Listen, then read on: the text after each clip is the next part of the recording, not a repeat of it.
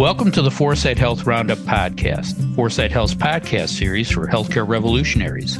Outcomes matter, customers count, and value rules. Hello again, everyone. This is Dave Burdett, news editor at 4sight Health. It is Thursday, January 12th. It's in the mid-30s here outside of Chicago, and I still haven't used my snowblower this season. Something's going on. Oh, right, global warming. It's real, and it's changing our weather patterns. Just look at California this week. And if we want to leave the world better than we found it, we have to do something about it. Well, the Federal Trade Commission wants to do something about non-compete clauses in employment agreements. And that's what we're going to talk about on today's show. To explain how the FTC's actions could affect the healthcare industry are Dave Johnson, founder and CEO of 4sight Health, and Julie Murchison, partner at Transformation Capital. But before we say hello to Dave and Julie, I wanted to say hello to the sponsor of the 4sight Health Roundup podcast, Infor. By connecting the business and mission sides of healthcare, institutions can enhance staff experience and simplify patient interactions. With data-driven insights and greater operational control, our sponsor Infor supports your company in making healthcare a calling again for your staff. Hi, Dave. Hi, Julie. How are you guys doing this morning? Dave? Ice storms, lightning strikes, hail, and torrential rains in San Francisco this week. I've never been happier not to be attending the massive JP Morgan Healthcare Conference. Feels like there's a metaphor here someplace. The universe is sending signals that the healthcare ecosystem needs to start delivering on the promise of higher value care for all Americans, or else. There are no coincidences. Thanks, Dave. Julie, how are you? Well, I did spend my weekend in San Francisco, and the hail and that atmospheric river after river after river may be bigger news than the conference itself and all the people who hang out around it. But there's really no great shortage of good discussions and many great talented people to see. So, all's well. There's the rainbow we were looking for. Thank you. Now, before we talk about what the FTC wants to do, let's talk about your experiences with non-compete clauses. Dave, did you ever sign one, and how did that work out? I've signed plenty of non-disclosure agreements, but never a pure non-compete agreement. When I was an investment banker, the banks unilaterally instituted a garden leave policy, that prevented employees from working for another firm for 90 days after they left or terminated their prior employer. It prevented attempts to immediately poach clients, which was the big fear. And it raised the bar for poaching bankers from other firms. But even as a manager, I never liked these policies. I thought we should create environments where our people wanted to work for us, not punish them for wanting to seek opportunities elsewhere. Interesting. Thanks, Dave. Julie, how about you? Did you ever sign a non-compete, and how did that work out? Yeah, having lived in California the majority of the last 25 years of my life, where they are really not enforceable, I've never signed a formal non-compete, but I've certainly, had to negotiate in that broader arena of incentives to stay out of the game, shall we say. So it's not too different. Yeah, interesting. I had to sign one once when I accepted a new job, and it was extremely restrictive. But then they eliminated my job in a reorg 5 years later, and then all bets were off, even though the non-compete was still in effect. I mean, to me, you can't take away someone's job and then stop them from getting another job. So I ignored it. And I think the FTC would be proud of me, given what the agency wants to do. And what the agency wants to do is ban non-compete clauses in employment agreements. A proposed rule from the FTC would make it illegal for employers to enter into or attempt to enter into a non-compete with a worker, maintain a non-compete with a worker, or represent to a worker that he or she is subject to a non-compete. Public comment on the proposed rule is open through March 10th. Dave, what is your public comment on the proposed rule? How could it affect M&A activity in healthcare, and how could it affect market-based healthcare reform? The Liberty Bell got a new crack this week.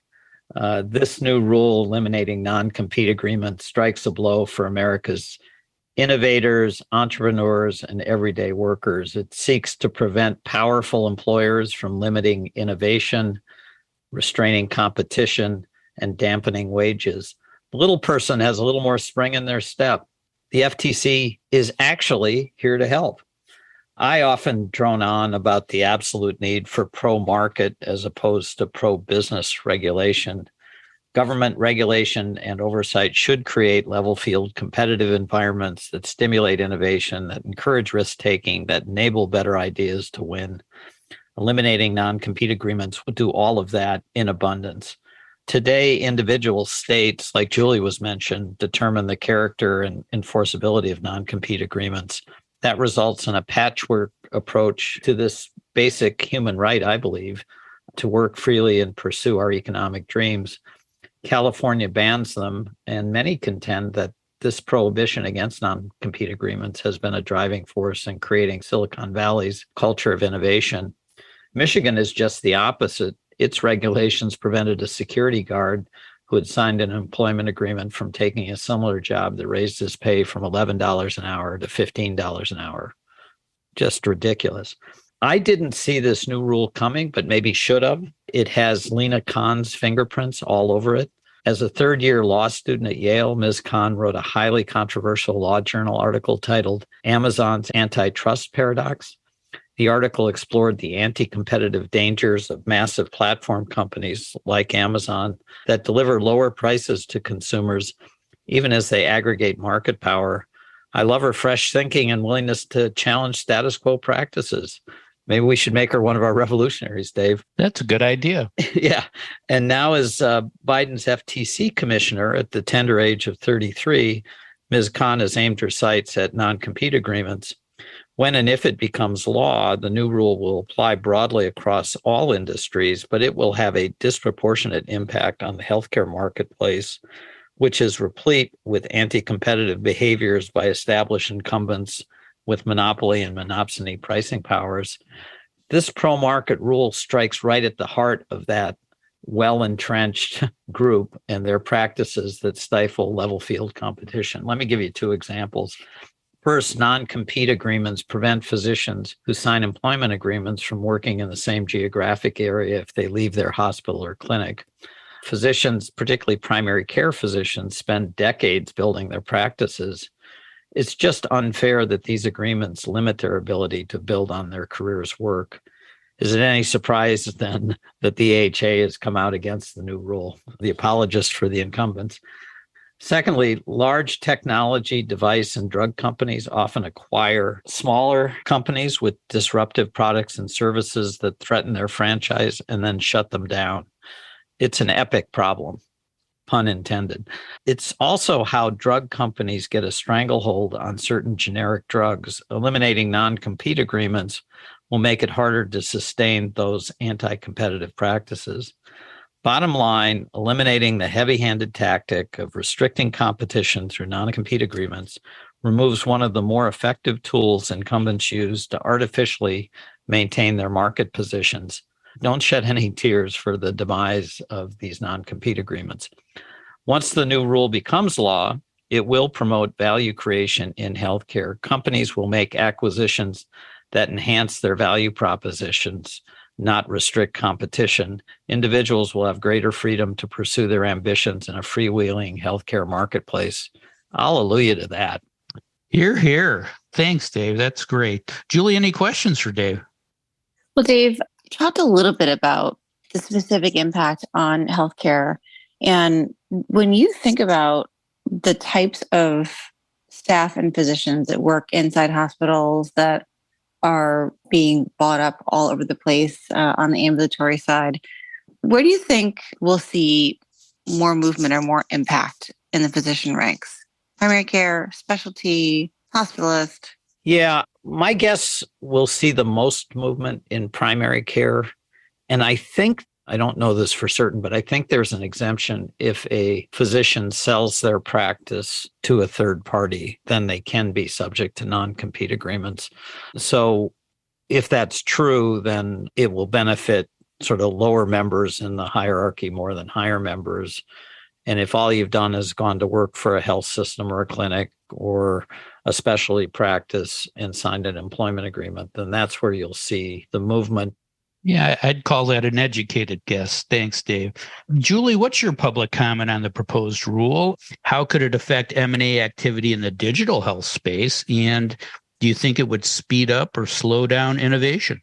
Well, the digital health space is going to react more like traditional commercial competitors, right? Or the commercial market, like Silicon Valley and tech companies. So I do feel like it's a little bit different than how we might think about some of the more traditional healthcare impact. But I guess my reaction was this move is so blunt. Like it's so black or white. And this comment period, I think, might be one of the most active comment periods they've seen in a long time because you're going to have companies come from all over the place justifying why they've been using non-competes and how it's protected them in really important ways. So I sat back and thought about what do digital health companies really want to protect? And when you think about the software powering devices or some of the ambient sensing stuff that our friend Bruce Brandis is doing, or the algorithms that are now dictating how AI works or how these bots are functioning in all sorts of analytics. I mean, there's a ton of proprietary out there, and it's important in the way that healthcare is evolving. And several companies are struggling with consumer patient engagement or behavior change, and some of those are worth protecting. So I think digital health actually, it's a double-edged sword because they really do care about some of this. So I can imagine there'll be a lot of comment overall from many, not just digital health, about the importance of some protectionism. But I really looked closely at some of what Margaret O'Meara wrote in her book, The Code. I don't know if you've seen this book, but she's a neighbor of ours and a professor at University of Washington.